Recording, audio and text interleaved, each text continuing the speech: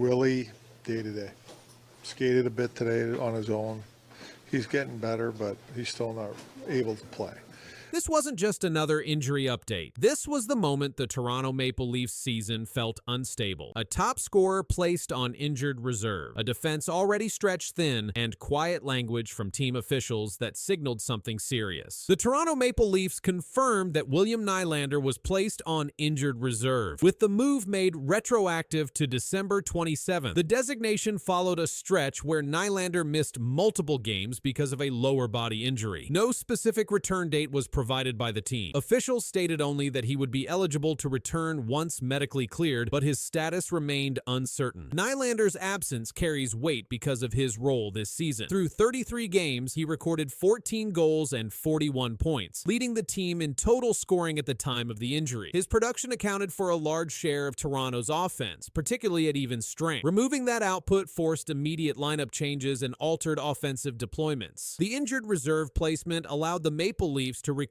defenseman Marshall Reifai from the AHL's Toronto Marlies. Reifai had appeared in only 2 NHL games prior to the recall, both during the previous season. His addition addressed roster availability, but it did not replace Nylander's offensive contribution. The move reflected necessity rather than strategy. Nylander first suffered the lower body injury during a game against the Ottawa Senators. He later skated with teammates during practice sessions, which indicated progress, but the team still proceeded with the IR designation. Because the move was retroactive, Toronto retained flexibility to activate him without a mandatory waiting period. That procedural detail suggested caution rather than escalation, but it did not remove concern. At the same time, Toronto's injury list continued to grow. Defenseman Jake McCabe missed time after leaving a recent game with a lower body injury. He did not return to that contest, and team officials later stated he would be sidelined for approximately 1 week. McCabe had been playing regular minutes and was part of a defensive rotation already under strain. Compounding the situation further, veteran defenseman Chris Tanev remained out with a groin injury. Reports indicated his absence would extend for a significant period. Tanev had already missed games earlier in the season due to other injuries, limiting his availability and continuity within the lineup. With Nylander on injured reserve, McCabe sidelined, and Tanev unavailable, the Maple Leafs entered a stretch where multiple core players were removed at once. The roster adjustments addressed immediate eligibility, but the larger issue centered on how long these absences would last and what further changes might follow as the schedule continued. As the Maple Leafs adjusted their roster, the broader impact of the injuries became clearer. Nylander's placement on injured reserve occurred while the team was already managing multiple defensive absences. The overlap created a situation where both scoring depth and defensive stability were affected at the same time, increasing reliance on replacement players. Toronto's injury list extended beyond Nylander, McCabe, and Tanev. Forward, Dakota Joshua suffered a lacerated kidney during a game in late December and required immediate medical attention. Reports indicated he would miss an extended period but was expected to return later in the regular season. His injury further reduced forward depth during an already difficult stretch. The Maple Leafs responded by relying more heavily on call-ups and internal options. Marshall Reifai's recall highlighted the limited margin for error. Reifai had minimal NHL experience and was brought in primarily to maintain roster compliance rather than to fill a specific on-ice role. The move underscored how quickly depth can be tested when multiple injuries occur simultaneously. Despite these setbacks, the team continued to collect points during Nylander's absence. Toronto recorded a 2-0-2 stretch without him, avoiding regulation losses. That result masked some of the immediate impact, but it did not resolve the underlying issue of missing core players. Offensive responsibilities shifted, and defensive matchups became more demanding. Salary cap considerations also entered the discussion as Tanev's absence extended. League rules restrict how teams can replace long-term injured players, limiting flexibility. One league insider stated, "It's not like the good old Wild West days where you could just replace his salary cap hit going into the playoffs. That's not the way it works anymore." With no confirmed timelines for Nylander or Tanev and only short-term clarity on McCabe, the Maple Leafs continued forward with uncertainty surrounding player availability. Each roster move addressed the present moment, while the larger picture remained unsettled as the season progressed. With Marty Bureau. Marty, here's an observation I've made. Nothing seems to come easy for this Maple Leafs team. The Toronto Maple Leafs were not dealing with one bad night or one missing player. The problems were deeper. Defensive numbers told the story. Injuries added weight. Then the general manager broke his silence. He did not shift blame. He did not promise quick fixes. What he admitted placed the entire season under a harsher light. We're not where we want to be or where we envision to be. Obviously, we've underperformed to this point, and I take full responsibility. I'm in charge of the hockey department. I've put the people in place on the ice, off the ice, so the responsibility lies with myself, and we start today and every day trying to get ourselves back up and going and improve where we are. The focus moved sharply to Brad Treliving after the Toronto Maple Leafs continued to struggle through the early portion of the season. During a media availability, the general manager addressed the team's performance directly. He stated, "We've underperformed to this point." That statement placed responsibility at the top of the organization, not on individual players or coaching staff, and it marked one of the clearest acknowledgments from the front office this season. Treliving expanded on that position by stating, "I'm in charge of the hockey department. I've put the people in place on the ice, off the ice, so the responsibility lies with myself." The comment removed ambiguity about where accountability rests. At the time of those remarks, the Maple Leafs held an 8-9-2 record. They ranked second last in the Eastern Conference. The team had also allowed the second most goals per game in the league. Brett Treliving, the general manager, had his media availability at about the quarter mark of the season, and things are not going well in Toronto right now when you look at the hockey club. And Noodles, one of the quotes that really stood out, there was a lot of great quotes that I want to talk about with you about Brad Treliving. One of them was, "There's too much vanilla with our hockey team right now." And when I think of Brad Treliving talking about we need a new DNA, and right now he's saying there's too much vanilla, I mean, this is a pretty significant message to the players. Attention then shifted to the team's identity. Treliving described the Maple Leafs on-ice product as too much vanilla. The description pointed to inconsistency and a lack of complete performances rather than isolated mistakes. He also stated that the issues were not limited to specific players. Put anybody in the uniform and playing the way we're playing, we're probably going to have the same result. The general manager also addressed speculation around immediate roster changes. Treliving stated, "You're not trading your way out of problems." That remark signaled resistance to quick external fixes. Instead, he emphasized that improvement must come from within the existing group. At the same time, he publicly reaffirmed his support for head coach Craig Berube, stating, "Craig didn't become a bad coach overnight," and adding that he had all the faith in the world in him. These statements surfaced as injuries continued to impact the roster. Veteran defenseman Chris Tanev suffered a groin injury described in reports as potentially long-term. Other players dealt with lower body issues, further limiting lineup stability. With performance concerns already present, the injury situation increased attention on roster depth and long-term planning, and that pressure remained fixed on the general manager as the situation continued to develop. The situation intensified as external pressure met internal limitations. Reports published in early January indicated that roster planning had become more complicated due to injuries, particularly on defense. According to coverage summarized by Hockey Patrol, the Maple Leafs were forced to reassess trade deadline planning because of player availability and health concerns. Chris Tanev's groin injury was identified as a key factor, with the absence expected to last a significant period, further reducing defensive depth. At the same time, the general manager maintained his stance against reactive decision-making. His statement, "You're not trading your way out of problems," continued to shape public interpretation of the organization's direction. The message was clear: immediate transactions would not replace internal corrections.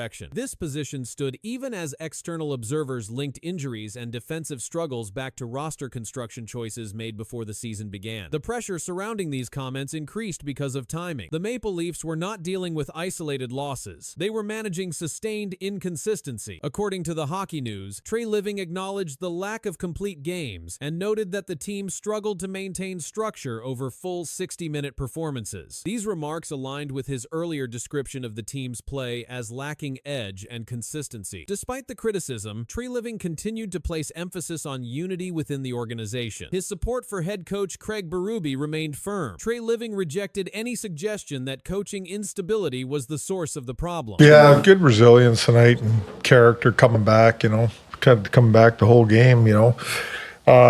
But we stuck with it, and I thought guys had good attitude and kept competing and doing good things, and you know, ended up scoring some goals, which we needed.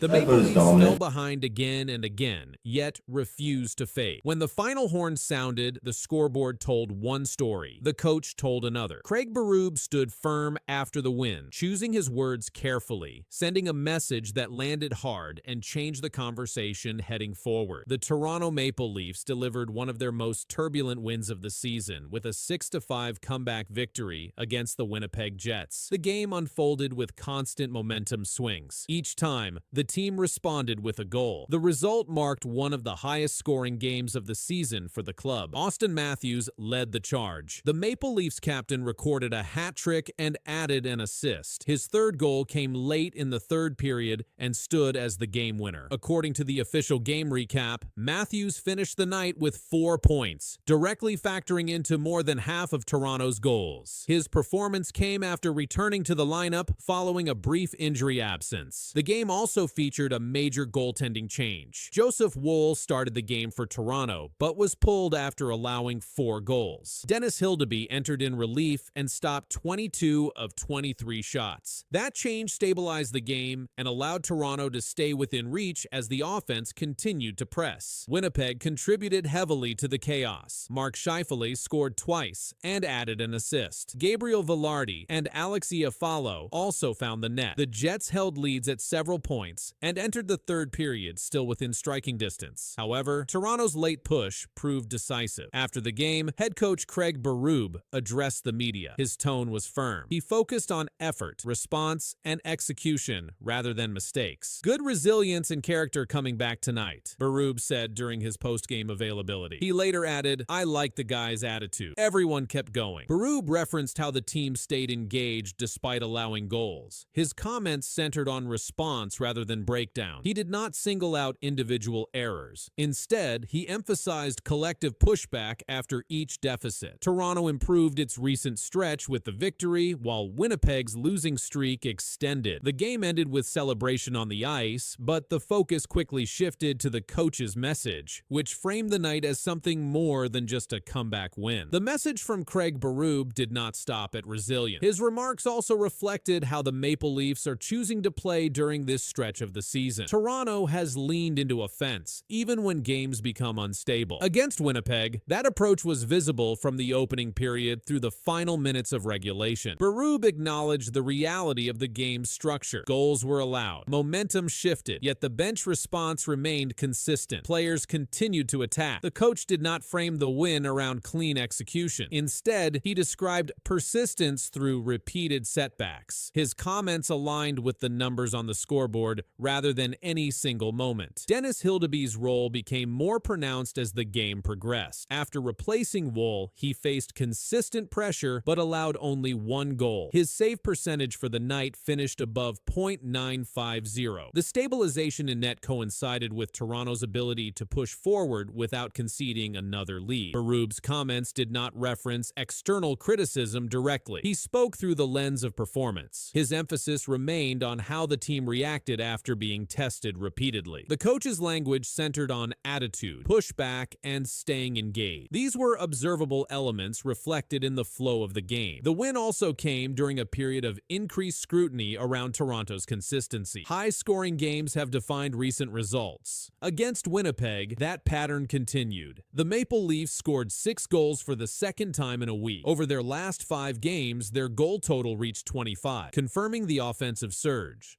Winnipeg's situation added context. The Jets entered the game on a losing streak that extended further with this result. Despite strong individual performances, they were unable to hold multiple leads. Toronto capitalized on each opening created. As the media session concluded, Berube's remarks framed the night around response rather than control. The scoreboard confirmed the comeback. The quotes confirmed the stance. The result stood, but the message carried beyond the final horn. Circle back on Rasmus Andersson as a Toronto Maple Leafs.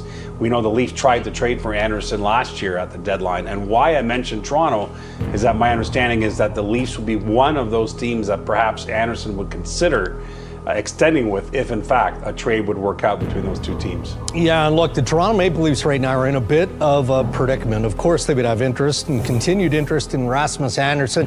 Toronto Maple Leafs are quietly active again, and the focus has narrowed. Injuries have changed priorities. Familiar names are back on internal lists. Calgary's situation is being watched closely. No announcement has been made, but multiple teams are circling, and Toronto's involvement has added new pressure to a market that is already tightening fast. Rasmus Andersson has remained one of the most discussed defensemen in NHL trade conversations since last summer. The Calgary Flames blue liner is entering the final year of his contract and has not committed to an extension. That contract status has placed him under constant evaluation as Calgary continues to assess its direction this season. Multiple league reports have stated that if the Flames remain outside the playoff picture, moving Andersson becomes a realistic option rather than risking his departure without return. Interest in Andersson has not been limited to one team. Despite that attention, no transaction has progressed to an advanced stage. Insiders have consistently described discussions as exploratory rather than final. The absence of traction has not eliminated interest. Instead, it has shifted activity behind the scenes. Toronto's involvement has drawn particular focus. According to David Pagnotta, speaking on the Hello Hockey podcast on December 27th, the Maple Leafs are among the teams that have kicked the tires on Andersson. Pagnotta stated, "I still think he's getting moved. We know the usual Dallas and Vegas suspects. We know Toronto's kicked the tires. I could see LA getting back into that discussion." The comment reinforced the idea that Toronto's attention has not faded, even without immediate progress. Toronto's renewed interest aligns with internal circumstances. The Maple Leafs have faced continued pressure on their blue line due to injuries. Chris Tanev was recently ruled out for a significant period with a groin injury. His absence has reduced defensive stability and increased the workload on remaining defenders. Reuters reported that Tanev missed Toronto's most recent game with no clear timeline provided for his return. That development has intensified scrutiny on Toronto's defensive depth. Andersson's profile fits the category Toronto has been monitoring. This season, he has recorded 25 points in 39 games, including 7 goals and 18 assists. He averages over 24 minutes of ice time per game and has contributed 71 blocked shots and 21 hits. Over his NHL career, Andersson has accumulated 256 points in 575 games. His usage reflects consistent deployment against top competition, a factor teams weigh heavily when evaluating potential acquisitions. Market conditions around Rasmus Andersson have remained controlled rather than aggressive. Reports have indicated that Calgary has not rushed the process and has continued to gather information across the league. The Flames have acknowledged interest, but have not signaled urgency. That posture has kept discussions measured and prevented rapid escalation despite ongoing speculation. Several insiders have pointed to timing as a key factor. Toronto previously explored Andersson at last year's trade deadline, but a deal did not materialize. Pierre LeBrun later reported that the Maple Leafs have since circled back on Andersson as the pool of available top 4 defensemen has narrowed. Following the movement of other high-end defensemen across the league, teams seeking similar profiles have limited alternatives. That contraction has raised Andersson's visibility. Calgary's position remains tied to its broader competitive outlook. The Flames have spent much of the season outside the playoff picture. As that trend continues, league observers have increasingly framed Andersson as one of the most valuable assets Calgary could move. His age, production, and role elevate his market standing compared to short-term depth options. Calgary has not publicly confirmed trade plans, but multiple reports have noted that front office evaluation is ongoing. Toronto's patience has also been documented. Draeger explained that Toronto is monitoring the market while waiting for additional sellers to emerge. With limited supply, teams have shown caution rather than overcommit early. Injury developments have kept the situation fluid. Chris Tanev's absence has placed increased responsibility on Toronto's remaining defensemen. That reality has not been framed as a trigger for immediate action, but it has reinforced the rationale behind continued engagement. Toronto's front office has acknowledged the need for for improvement and has maintained communication lines rather than stepping away. At this stage, no formal agreement exists. No finalized framework has been reported. What has been confirmed is sustained interest, repeated evaluation,